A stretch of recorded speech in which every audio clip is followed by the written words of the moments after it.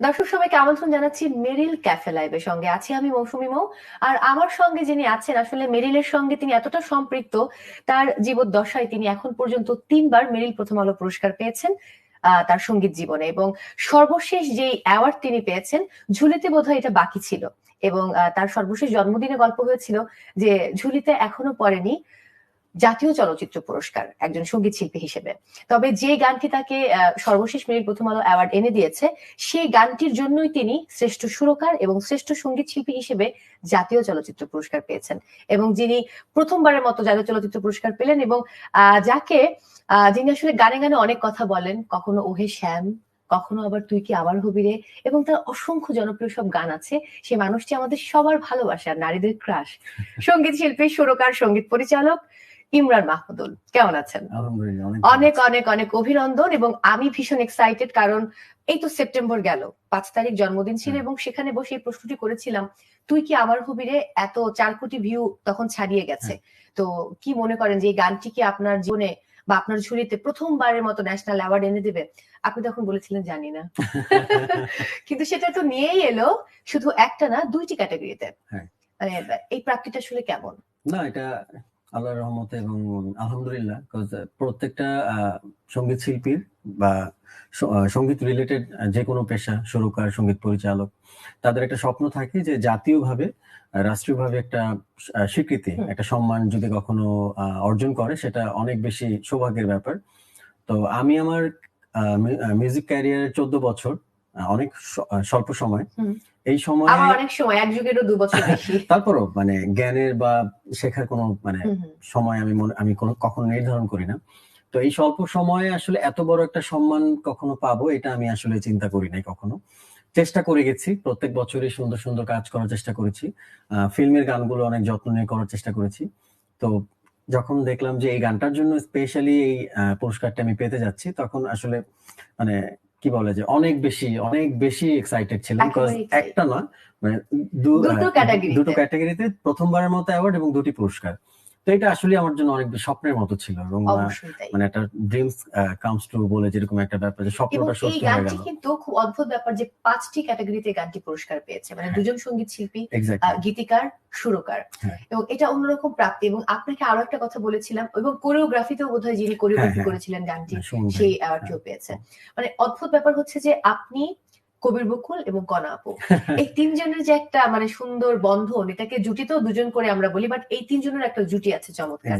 এবং যখন আপনারা কাজ করেন তখনই কিন্তু মেরিল প্রথম আলো পুরস্কার ঘরে চলে আসে, ন্যাশনাল অ্যাওয়ার্ড চলে আসে। এবং আমি যতটুকু জানি, বকুল ভাইয়ের এর আগে তো অনেকে তার গান দিয়ে অ্যাওয়ার্ড পেয়েছেন, কিন্তু কুমার বিশ্বজিৎ আমাদের অসম্ভব পছন্দের, তিনি কিন্তু প্রথমবার শ্রেষ্ঠ সুরকার এবং সঙ্গীত শিল্পী হিসেবে অ্যাওয়ার্ড পেয়েছিলেন। তো এই জার্নিটা কিন্তু ইমরান ভাইয়া অন্যরকম। হ্যাঁ, আর বকুল ভাইয়ের সাথে কাজ করার মানে অভিজ্ঞতাটা আমার সাথে খুবই দারুণ, মানে অনেক সৌভাগ্যের বিষয় আমার জন্য। বকুল ভাইয়ের সাথে আসলে আমার কাজের সম্পর্কটা গত 2 বছর ধরে, কিন্তু এই 2 বছরের প্রাপ্তিটা আরো বেশি, 2 থেকে 3 বছর, 18 থেকে মেবি আমরা মানে স্টার্ট করেছি, কিন্তু প্রাপ্তিটা আসলে অনেক বেশি। মানে তার সাথে আমার কাজের সিঙ্ক এত দারুণ, আমি কখনো গানের সুর করলে আমি ভাইয়াকে সেন্ড করে দিই যে ভাইয়া এটাতে লিরিক লাগবে, উনি আবার দেখা গেছে যে লিরিকটা দিল এবং সুন্দর মতো ওটা। এরকম খুব কম মানে হয়েছে যে বকুল ভাই একটা লিরিক দিয়েছে, আমি হয়তো বলেছি যে ভাইয়া নতুন কিছু করেন, কারণ আমরা লিরিকের উপরও টিউন মানে কাজ হয়েছে, আবার টিউনের উপরও কাজ হয়েছে, কিন্তু ওনার যখন উনি লিরিক দেয় তখন কখনো কেউ মানে শুনলে বোঝা যায় না যে এই গানটি যে মানে টিউনের উপরে সে লিখেছে, মনে হচ্ছে আগে একটা লিরিক ছিল। তো এত সুন্দর দারুণ সিঙ্ক হয়। ফিল্মে অসাধারণ অভিজ্ঞতা তার সাথে আমার, এবং অনেক অনেক সাফল্য এসেছে। তো ইনশাআল্লাহ সামনে আরো অনেক অনেক কাজ আসবে, এই জুটি আমরা সামনেও দেখবো যে এরকম সাফল্যের ধারা অব্যাহত থাকবে। গানটির প্রসঙ্গে যদি একটু যাই, হুট করে গানটি সুর করা, কিন্তু সেই সময়ে সুর করার মুহূর্তটার কথা যদি জানি, যে এই গানটি সুর করতে ইমরান মাহমুদুল কিরকম সময় নিয়েছিলেন? বকুল ভাই লিরিকটা প্রথমে পাঠিয়েছিল, তো লিরিকটার মধ্যেই মানে এত সুন্দর যে তুই কে আমার হবি রে, তো এই কথাটা মানে একটা আমার কাছে খুব কিক, যেটাকে বলে যে একদম মানে লেগেছিল কথাটা। তো আমি প্রথমেই টার্গেট করেছিলাম যে এই কথাটার উপর বেস করেই গানটাকে আমি টেনে নেব। তো প্রথমেই সুর আসলে কি মানে ভাবতে ভাবতে হঠাৎ কিন্তু চলে আসে, এমন না যে একটা গানের সুর আমি 7 দিন নিয়ে করেছি, এরকম না। সুরটা আসলে মিউজিক করতে করতে হঠাৎ করে দেখা গেছে যে 5-6 মিনিটের মধ্যে একটা ধুন চলে আসে। তো এই গানটার মুখটা সবার আগে তৈরি হয়েছিল, মুখটা তৈরি হওয়ার পরে তখন বকুল ভাইকে পাঠালাম যে বকুল ভাই এরকম কিছু একটা হয়েছে। তখন বকুল ভাই আবার বললো যে ঠিক আছে, খুব ভালো লাগতেছে, আমি আরো 2টা কথা দেই, এরকম করে আরো কিছু একটা মানে কাঠামো তৈরি করো। তখন আমরা খুব মানে মিলেমিশে কাজ করি, এমন না যে এটা ফিক্স হয়ে যায় যে ভাই এইটাই, বা উনিও কখনো বলে না এটা, আমরা খুব মানে ভেঙে চুরে কাজ করি, এই জন্য ভালো লাগে। খুব স্বাভাবিক। এই যে আপনাকে বলা হয় যে গানের কোটিপতি, মানে আপনার গান এই পর্যন্ত কতটি হয়েছে? 47 না 48 মিলিয়ন ভিউ ছাড়িয়েছে? হ্যাঁ, মানে কোটির ঘর ছাড়িয়েছে। 48টা গানের মতো, একটু কাউন্ট করলে এরকম 47-48 হবে। এবং এটা কিন্তু মানে অন্যদের এত গান কোটির উপরে ভিউ কিন্তু খুব কম। হ্যাঁ, এটা যা হয়েছে লাস্ট 5 ইয়ার্স এর মধ্যে হয়েছে। রাইট, এটা অন্যরকম। আমি একটু বাবার প্রসঙ্গে যেতে চাই। আমি যতটুকু শুনেছি যে বাবা যখন আপনি ছোট তখন চাইতেন না ছেলে বড় হয়ে গায়ক হন, কিন্তু আপনার চাওয়ার যে তীব্রতা তখন বাবাই আবার তখন ভর্তি করালেন বা চাইলেন। হ্যাঁ, মানে ফ্যামিলি থেকে সবসময় একটা ধারণা থাকে যে কোনো লাইক ছোটবেলায় পড়াশোনার বাইরে যে কোনো কালচারাল ব্যাপারগুলোতে যদি আগ্রহ থাকে, লাইক ক্রিকেট বা গান বা অন্য যে কোনো কিছু আর্ট, তো ভাবে যে পড়াশোনার মনে হয় ক্ষতি হয়। তো বাবা ওরকম ধারণাই করেছিল যে হয়তো পড়াশোনাটা একটু ক্ষতি হবে, কিন্তু যেটা হয়েছে যে মানে গান গেয়ে যখন দেখছে যে মানুষ খুব মানে পজিটিভ ভাইবস দিচ্ছে এবং খুব অ্যাপ্রিশিয়েট করছে, এবং স্কুলের টিচাররা খুব উৎসাহ দিচ্ছে যে না ঠিক আছে, তখন বাবা আর কি রিয়েলাইজ করলো যে না ঠিক আছে, জিনিসটা যেহেতু মানে এর মধ্যে এক্স্যাক্টলি, এবং মানুষ ভালো বলছে, পজিটিভ ভাইবস দিচ্ছে, সো কেন না, তখন সে নিজেই হারমোনিয়াম কিনে দিচ্ছে বা রেওয়াজ করার কথা বলছে, সহযোগিতা করছে। আমি শুনেছি রেওয়াজ না করলে আপনাকে বকতো। হ্যাঁ, আমাকে প্রচুর বকতো রেওয়াজ না করলে। সকালে উঠে দেখেছে তানপুরা কিনে দিয়েছে, সকালে রেওয়াজ না করলে বলতো শুধু শুধু তানপুরাটা কিনে দিছি, রেওয়াজ করিস না, মানে খুবই ছিল। অথচ এটা এক ধরনের দুঃখ বা আক্ষেপ যে বাবা দেখে যেতে পারলেন না ছেলে ন্যাশনাল অ্যাওয়ার্ড। ন্যাশনাল অ্যাওয়ার্ডের মানে আমি যখন ফিল্মে কাজ করি, প্রথম আমার আমার তো ক্যারিয়ার শুরুই হয়েছে ফিল্মের গান দিয়ে 2008-এ ভালোবাসা লাল গোলাপ ফিল্মে মোহাম্মদ হোসেন জেমি ভাইয়ের এবং আমাদের সবার পছন্দের শিল্পী এবং জীবন্ত কিংবদন্তি শ্রদ্ধেয় সাবিনা ইয়াসমিন ম্যাডামের সাথে শুরু হয়েছিল। তো ওই গান দিয়ে ফিল্মের ক্যারিয়ার আমার শুরু। তারপরে আমার নিজের সঙ্গীত আয়োজনে মেবি 2014-তে আমি প্রথম কাজ করি। তো এই জার্নিটার সময় বাবা সবসময় স্বপ্ন দেখতেন যে কখনো ন্যাশনাল অ্যাওয়ার্ড পাবেন। বাবা মেরিল প্রথম আলোর প্রথম যে অ্যাওয়ার্ডটি পেয়েছিলেন ওটা দেখে গিয়েছিল, তারপরে আর তার দেখার সুযোগ হয়নি, বাট একটা অ্যাওয়ার্ড তো দেখে গেছে। একদম, হ্যাঁ, এটাই। বা বাবারা আসলে সবসময় তাদের ছায়া সন্তানের উপরে থাকে, সেটাই মনে করি আমি।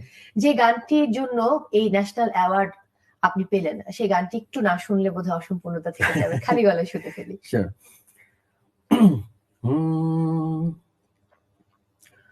মন বাড়িয়ে আছি দাঁড়িয়ে, তোর হৃদয়ে গেছি হারিয়ে, তুই জীবন মরণ সবই রে,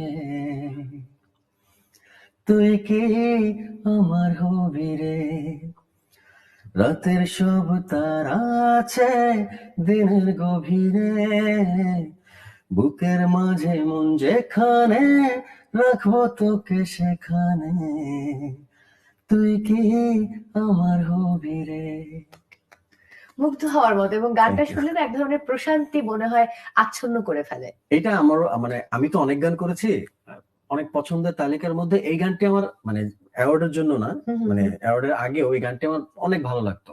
মানে নিজের কাজ করার পর অনেক গান আছে না যে অনেকবার শুনেছি, এই গানটা তার মধ্যে ছিল, মানে খুব ভালো লাগতো, এবং রোমান্টিক যে আদলে গানটা সবকিছু মিলে গানটা খুব কাছে টানতো, আমার নিজেরই কাছে টানতো। তাই হওয়ার কথা। যদি একটু 2008-এর পেছনের দিকে যাই, মানে 2008-এ তো সেরা কণ্ঠ দিয়ে আপনাকে আমরা পেলাম, বাট তার আগে থেকে যখন গানের সঙ্গে আপনার সম্পৃক্ততা, সম্ভবত ক্লাস 7-এ যখন পড়েন তখন বোধহয় মানে বড় একটা মঞ্চে উঠে প্রথম মঞ্চে গান করেছিলাম। ওই মঞ্চেতে আমার মনে আছে আমি আমাদের শ্রদ্ধেয় শুভেন্দু স্যার একটি গান করেছিলাম, একটা ছিল সোনার কন্যা, আর কিশোর কুমার একটি গান করেছিলাম তোমরা যত আঘাত করো। এই দুটো গান যখন করি, যেটা বলছিলাম যে বাবা খুব মানে পছন্দ করেছিল যে মানুষের পজিটিভ ভাইবস, তো এই প্রোগ্রামটা দেখেই উৎসাহ দেখে বাবা খুব মানে তিনি আগ্রহী হলেন যে না খুব ভালো। তো ওই গানটার পরেই দেখলাম যে আমাদের তৎকালীন সময়ে যে এমপি ছিলেন তিনি এসে আমাকে স্কুলের, তখন 7-এ ছিলাম, 10 পর্যন্ত আমাকে পড়াশোনা ফ্রি করে দিলেন। তারপরে স্কুল টিচারকে বললেন যে ও গানের জন্য যে যখন যেই সুবিধা ও চায় ওকে যাতে সেটা দেওয়া হয়। শামসুল হক খান হাই স্কুল আমার স্কুলের নাম ছিল, তো ওইখানের প্রিন্সিপাল ছিলেন, সবাই খুব মানে হ্যাপি, উৎসাহ। তখন এই গানের জন্য বোধহয় ইমরানকে সবাই একটু আলাদা করে দেখতেন, খুব আমি অনেক স্বাভাবিক। সুযোগ সুবিধাও পেতাম গানের জন্য কিন্তু সব যখন নতুন জায়গাতেই। কুড়িতে গেলেন তখনকার অভিজ্ঞতা কেমন ছিল? নতুন কুড়িতে আমি 2004 এ আমার হুম, হুম, ফার্স্ট আমি তখন করেছিলাম, অংশগ্রহণ করেছিলাম। একদম লাস্ট টাইমে ছিল। হুম, তো তখন ৩ টা ক্যাটেগরিতে দিয়েছিলাম দেশাত্ব, নজরুল এবং রবীন্দ্র। তো আমি রবীন্দ্রতে ফাইনাল যে টেলিভিশন রাউন্ডে যেটা দেখানো হুম, হয়, হুম, হুম। তো সেই পর্যায়ে গিয়েছিলাম। সেখানে মানে ফার্স্ট, সেকেন্ড, থার্ড হতে পারিনি। বাট মানে যাওয়াটাই তো হ্যাঁ, অংশগ্রহণটা হ্যাঁ, সবচেয়ে বড় হ্যাঁ। ব্যাপার। বর্তমান সময় প্রসঙ্গে যদি আসি, আমরা দেখেছি 2008 থেকে ধারাবাহিকভাবে আপনি যেটা বললেন 2014 থেকে নিজের সুর ২০০৮ সঙ্গীতে আয়োজন হ্যাঁ, ১৪ করছেন। থেকে। তো সেই জায়গা থেকে কিন্তু অনেক নতুন শিল্পীরা আমি এর আগেও এই প্রশ্নটি বোধহয় করেছিলাম যে নতুন শিল্পীদেরকে সুযোগ দেওয়ার একটা প্রবণতা আপনার মধ্যে কাজ করে। যেটা অনেকের মধ্যে হয়তো নেই। সেটা কি নিজের জীবনের কোনো আক্ষেপ থেকে? আক্ষেপ বলতে কি আমাদের ট্যালেন্ট অ্যান্ড রিয়েলিটি শো থেকে আমরা হুম, যারা হুম, আসি, আম তারা মৌলিক গানের জন্য হুম। মানে অনেক জায়গায় আমাদের ছুটতে হয়। তো আমি যখন বের হয়েছিলাম তখন আমাকেও অনেক জায়গাতে আমাকে যেতে হয়েছিল। তখন যেহেতু আমার আগে থেকে আমাদের যখন রিয়েলিটি শোটা চলতো তখনই সবাইকে বলা হতো যে, "বড় হয়ে কি হতে চাও বা হ্যাঁ, সামনে কি?" তো সবাই বলতো বড় হয়ে সঙ্গীত শিল্পী হতে চাই। আমি একমাত্র বলতাম যে আমি সঙ্গীত পরিচালক হতে চাই। আচ্ছা। কজ গান বানানো, গান তৈরি করার ব্যাপারটা আমাকে খুব বেশি টানতো হুম, ছোটবেলা থেকে। গান শুনলে গানের মানে কথার সুরের থেকে আমাকে গানের পেছনে যে মিউজিক অ্যারেঞ্জমেন্ট এইগুলো বেশি টানতো। হুম, হুম। তো তখন থেকে আমার এই জায়গাটার প্রতি একটা লোভ ছিল। তো আমি বের হওয়ার সাথে, সাথে মানে ডিসিশন নিই যে আমার গান আমি নিজে তৈরি করব, এরকম একটা ব্যাপার। তো তারপরও যারা সিনিয়র্স ছিলেন সকলের কাছ থেকে শিখে বা নিজের চেষ্টায় যতটুকু পেরেছি। এবং তখন একটা ব্যাপার ছিল যে যারা সামনে আসবে রিয়েলিটি শো থেকে, তাদের যাতে এই জিনিসটা আমার দ্বারা যতটুকু সম্ভব আমি চেষ্টা করব তাদেরকে করে আমি দেওয়ার জন্য। এরকমটাও শুনেছি যখন কেউ আপনাকে ফেসবুকে নক করে যারা অ্যাডমিন আছেন, তাদের কাছ থেকে শুনেও আপনি অনেকে লিরিক নিয়ে কাজ করেন। হ্যাঁ, আমি করেছি। আমি Facebook এ লাস্ট লকডাউনেও একটা আ হুম। স্ট্যাটাস দিয়েছিলাম যে, আমি একটি মায়ের গান করতে চাই এবং সেটা আমি আমার ফ্যান্সদের লিরিক দিয়ে করতে চাই। তো অনেকে অনেক লিরিক দিয়েছে এবং সেখান থেকে আমি লটারি করে আমার আম্মুই ৩ টা লিরিক থেকে ১ টা লিরিক্স তুলে দিয়েছিল এবং সেখান থেকে আমি গান আচ্ছা, করেছি। নিজের মা। এটা কিন্তু হ্যাঁ, অন্যরকম হ্যাঁ, ভালো লাগা। হ্যাঁ। আমার একটা প্রোগ্রাম অভিজ্ঞতা হয়েছে। এর আগেও আমরা এই গল্প যদিও করেছি যে একটি টেলিভিশনের লাইভ শো হচ্ছে। সেখানে আপনি কনা আপু এবং আমি উপস্থাপক। একজন ভক্ত এলেন একটা ডায়েরি নিয়ে। হ্যাঁ, যে হ্যাঁ, হ্যাঁ, হ্যাঁ, তুমি দেখেছিলে, হ্যাঁ।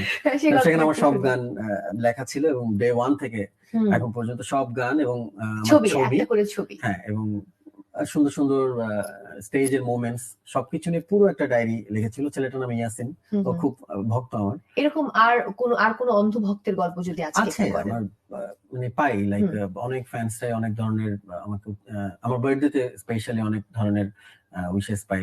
দেশের বাইরে থেকে পাই, ঢাকার বাইরে হুম, থেকে হুম, পাই। হুম। অনেক ধরনের মানে পাগলামি করে। দেখতে ভালোই স্বাভাবিক। লাগে। আবার ভালোবাসাও করে। দেখা গেছে যে দেশের বাইরে আছে, বন্ধু-বান্ধব নিয়ে আমার বার্থডেতে কেক কাটছে, পেছনে আমার ব্যানার দেওয়া। তারপরে ভিডিও করে আমাকে পাঠাচ্ছে যে আপনার জন্মদিনে কেক কাটছি।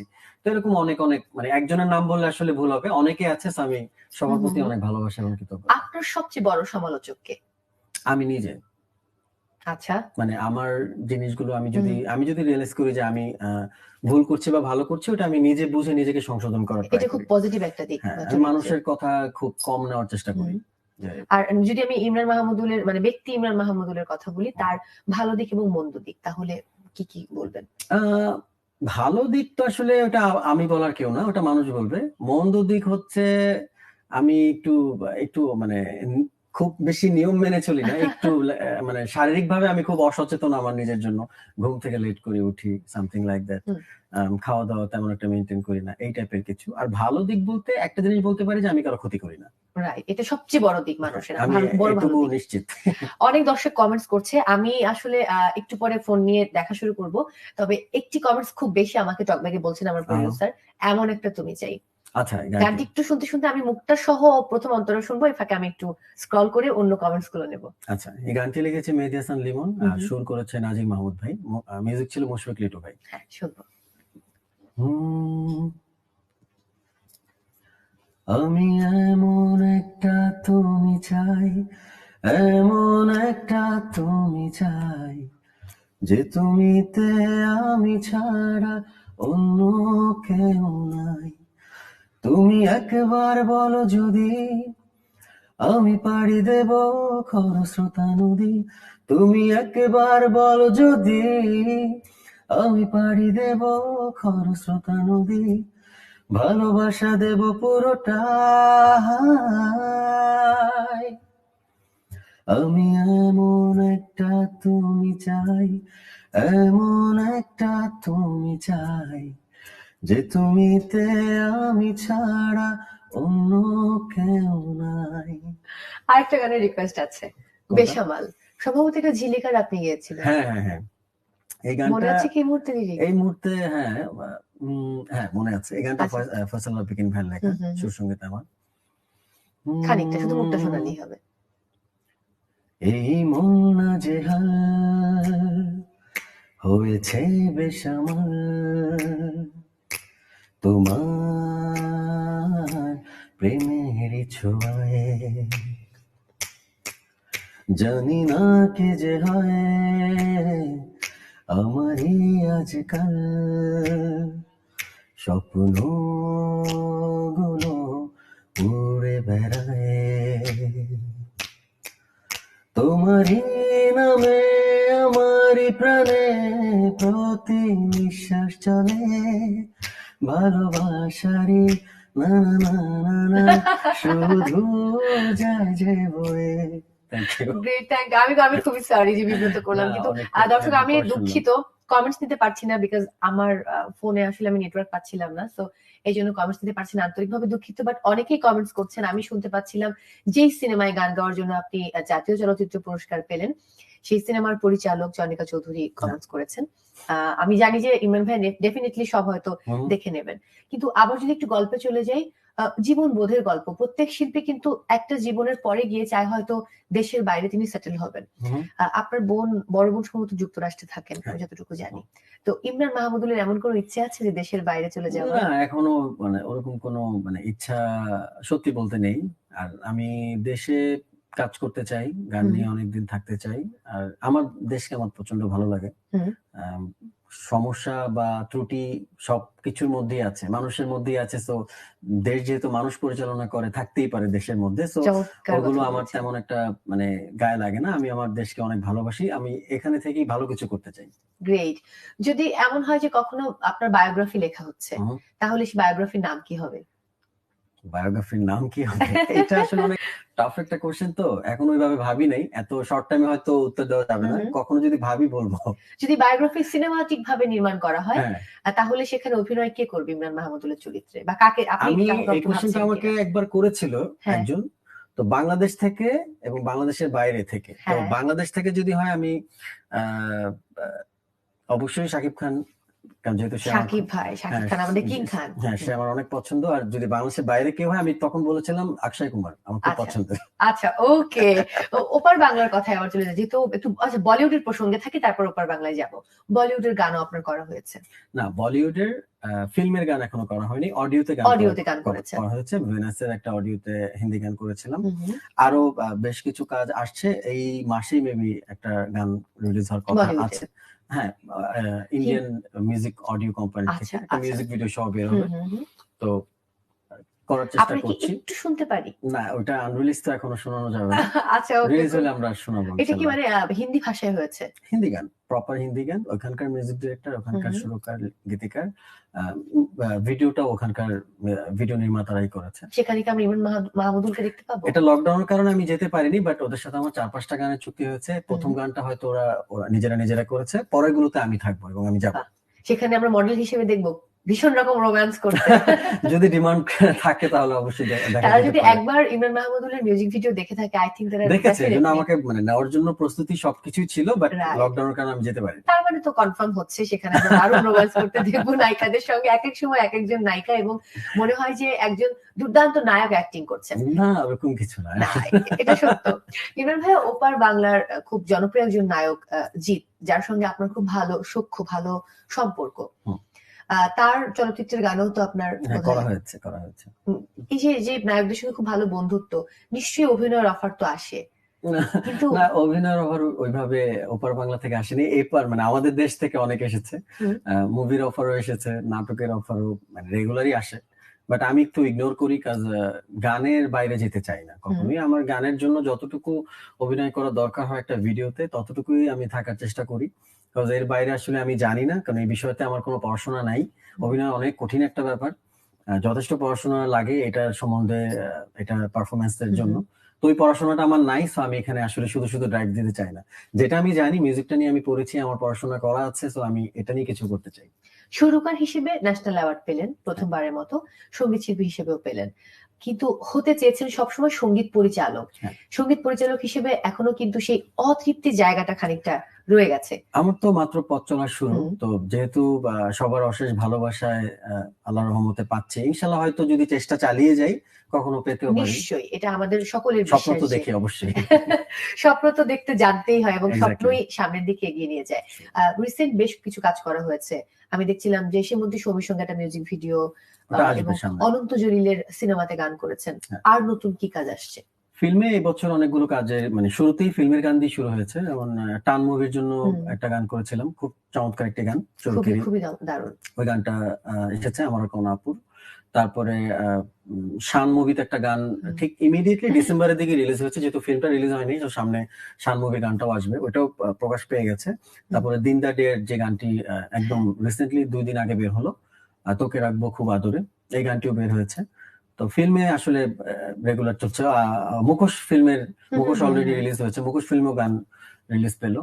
তার মানে এই এখন কিন্তু এত সরব উপস্থিতি ইমরানের, এবং বলতে হবে যে নিজের দখলে ফিল্মে বেশ কয়েকটা কাজই আসলে আসছে, তো দেখা যাক আল্লাহ আমরা ভরসা। একটু টানের গানটা খানিকটা শুনি। আচ্ছা, টানের গানটা কম্পোজিশন করেছে নীরব, আর আমার সাথে গিয়েছে কনাপু।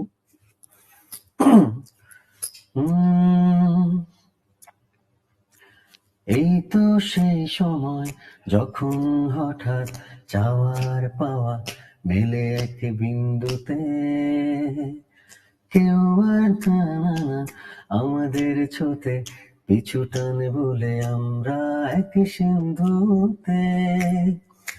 কি করি তোমাকে নিয়ে বলো না, কি করি, কি করি, কি যে করি, কি করি তোমাকে নিয়ে বলো না যে কি করি। গানটা অনেক এক্সপেরিমেন্টাল, খুব সুন্দর, সুইট। তো মানে আমার খুবই ভালো লেগেছে গানটা করে, ডিফারেন্ট একটা। আমরা অনেকটা শেষের দিকে আছি। লেখালেখি কখনোই আপনি ট্রাই করেন না, সেটা আমি জানি, শুধু সুর সঙ্গীত নিয়ে থাকেন। আমি আগেই বলেছি যে এটা সম্বন্ধে আমার কোনো ধারণা থাকে না, ওটাতে আমি কখনো এক্সপেরিমেন্ট করতে যাই না। এই জন্যই বোধহয় যে একটা দিকে লক্ষ্যটা অটুট রেখে আগানোর কারণেই আমি তো বলবো বেশ অল্প বয়সেই প্রাপ্তির ঝুলিটা অনেক সমৃদ্ধ। নিশ্চয়ই এটা বলতে হবে। তো শেষ যেহেতু করতে হচ্ছে, তার আগে নিজের মানে সমবয়সী যারা সুর সঙ্গীত আয়োজন করে, কাদের নাম বলবেন যাদের কাজ আপনার ভালো লাগে? আমার তো অনেকের কাজই ভালো লাগে, ছোট বড় কোনো মানে পার্থক্য রেখে আমি কাজ শুনি না। একদম ছোট কাজ ভালো লাগে বা একদম সিনিয়রদের কাজ তো প্রচুর শুনি, কারণ আমার শিখতে হয়। একদম যদি বলেন তাহলে আমার ট্র্যাকের বাইরে মিনার ভাইয়ের কাজ খুব ভালো লাগে, তার লেখা আমার খুব দারুণ লাগে, সুরও ভালো লাগে। সাজিদ সরকারের মিউজিক কম্পোজিশন আমার খুবই ভালো লাগে, এবং সুরও তার অনেক অনেক কাজও করেছি তার সাথে। এই তো এদের সমসাময়িক যারা কাজ করছে সবার কাজই ভালো লাগে, এই দুজন মানুষ আমার বেশি ভালো লাগে। কনাপু ছাড়া আর কোন সঙ্গীত শিল্পীর সঙ্গে খুব বেশি কমফোর্টেবল? আমি সবার সাথেই কমফোর্টেবল। কনাপুর সাথে আমার জুটিটা দর্শকরা ক্রিয়েট করেছে, যেহেতু আমাদেরকে একই সাথে স্ক্রিনে অথবা ফিল্মের গানে আমাদের দুটো কণ্ঠকে একসাথে, এই মেলবন্ধনটা তারা আসলে দেখতে ভালোবাসে বা শুনতে ভালোবাসে। আমার সবার সাথেই ভালো লাগে কাজ করতে। ন্যান্সি আপু আছে, পড়শি আছে, পূজা আছে, বা একদম নতুন যারা আছে তাদের সাথেও আমি কাজ করেছি, সো এটা নিয়ে আমার কোনো প্রবলেম নাই, প্রবলেম কাজ করে না। আর গীতিকার হিসেবে যদি কবির বকুলকে আমি আলাদা রাখি, যেহেতু কবির বকুল অবশ্যই আপনি সবার আগে রাখবেন, আমিও তাই করবো, কারণ আমার অসম্ভব পছন্দের গীতিকবি। কিন্তু তারপর যদি জানতে চাই যে কার কার লেখায় গান গাইতে বা কার কার গীতি কবিতায় সুর করতে, সুরারোপ করতে, সঙ্গীত আয়োজন করতে ভালো লাগে? আমি সবচেয়ে বেশি কাজ করেছি রবিউল ইসলাম জীবন ভাইয়ের সাথে, স্নেহাশিস ঘোষের সাথে, তারপরে কাজ করেছি জুলফিকার রাসেল ভাইয়ের সাথে, অনেক সবার সাথে কাজ করা হয়েছে আমার। তারপরে সমস্যা অলি ভাইয়ের সাথে কাজ করা হয়েছে, মাহমুদ মাজুর ভাইয়ের সাথে কাজ করা হয়েছে, আরো অনেক লিরিসিস্ট যারা ভালো ভালো গান লেখে বা লিখছে, জাহিদ আকবর ভাইয়ের সাথে কাজ করা হয়েছে। তো এরকম অনেকেই আছে যাদের সবার কাজই করেছে, এবং সবার কাজই একটু একটু করে মানুষ পছন্দের তালিকাও নিয়ে নিয়েছে, যে সবার গানই আসলে আছে। তো এই বিষয়টা খুবই ভালো লাগে। একদম অসংখ্য ধন্যবাদ আজকে সময় দেওয়ার জন্য। প্রাপ্তির খাতায় আরো অনেক অনেক প্রাপ্তি যুক্ত হোক সেই প্রত্যাশা, এবং Okay. ওই যে একটা অসম্পূর্ণতা আমার কাছে মনে হয় সঙ্গীত পরিচালক হিসেবে, সেটাও আমি আমি বললে কিন্তু হ্যাঁ, সেটা আপনার please, জীবনে ফলে যায়। প্লিজ বলো। কারণ সেপ্টেম্বরে বলেছিলাম এবং সেটা কিন্তু হয়েছে, সেই গানেই আপনি 2টা ক্যাটাগরিতে ন্যাশনাল অ্যাওয়ার্ড পেলেন। তো ইনশাআল্লাহ, আমার মনে হয় যে ওই অপ্রাপ্তির জায়গাটুকু আশা করি যে সামনের ইনশাআল্লাহ, দিনগুলোতে পূরণ হয়ে যাবে। ইনশাআল্লাহ। দর্শকদের উদ্দেশ্যে কিছু বলুন।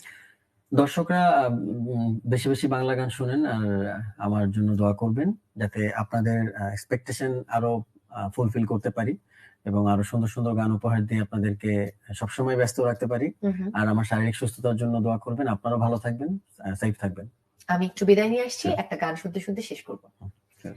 দর্শক, বিদায় নিতে হচ্ছে আজকের মতো মেরিল ক্যাফে লাইভ থেকে। সবাই অনেক ভালো থাকুন, নিরাপদে থাকুন আর সব সময় থাকুন প্রথম আলোর সঙ্গে। এখন কোথাও যাবেন না, আমরা আমাদের সবার ভালোবাসার, ভীষণ রকম ভালোবাসার সঙ্গীত শিল্পী ইমরান মাহমুদুলের কণ্ঠে একটি গান শুনতে শুনতে এবার শেষ করব। আচ্ছা, আপনার পছন্দের কোনো গান? আচ্ছা, যেহেতু ফিল্মেরই কথা চলছে, ফিল্মের গানই করি। সারা রাত ভর চোখের ভেতর স্বপ্নে তোমার আনাগোনা নেমে আসে ভোর, থাকে তবু ঘর হাওয়ায় হাওয়ায় জানা শোনা। তুমি দেখা দিলে তাই মনে জাগে প্রেম প্রেম কল্পনা। আমি তোমার হতে চাই, এটা মিথ্যে কোনো গল্প না। আমি তোমার হতে চাই, এটা মিথ্যে কোনো গল্প না। ও না না না না, ও না না না না। Thank you. Thank you.